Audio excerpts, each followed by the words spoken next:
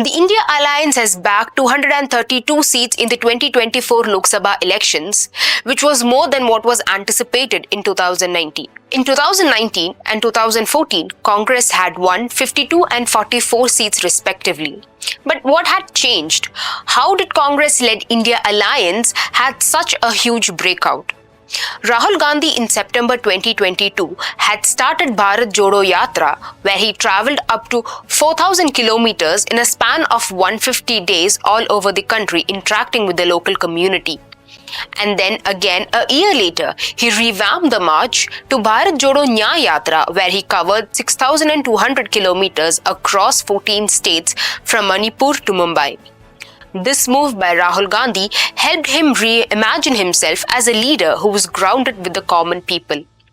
During this election, Congress's campaign had a very strong ideological pitch.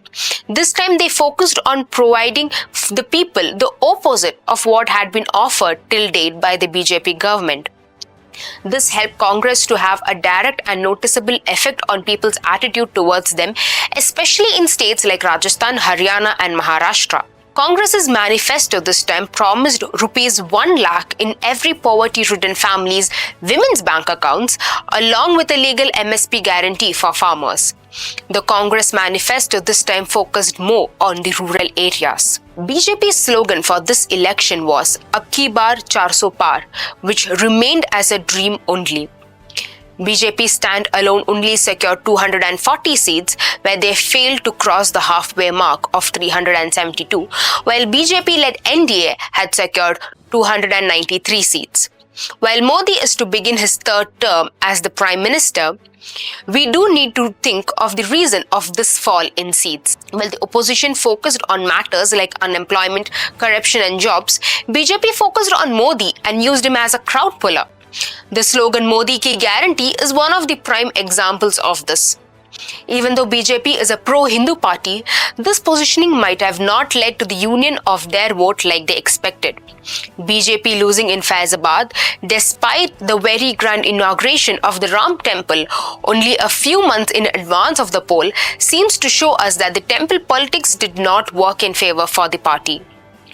BJP had extensively invested in welfare schemes targeting the poor and women in particular, like the Pradhan Mantri Awas Yojana and Pradhan Mantri Har Ghar Kalyan Yojana. Apart from this, there are schemes which fulfill promises of toilets, clean drinking water, bank accounts, free grains, and many more, and these remain as a huge influence on voters. BJP in Uttar Pradesh this time has only won 32 seats out of 80, while in 2019 they had won 62 seats. They finally opened their account in Kerala and doubled their seats from 4 to 8 in Telangana, but failed to perform well in states like West Bengal, Tamil Nadu and Punjab. For the last decade, we thought we had left behind the coalition government times. But as time progresses, we are back at the point where we were a few decades ago. And it seems like we are going in circles. But what does that mean for Congress, Indian politics, and to the people of India?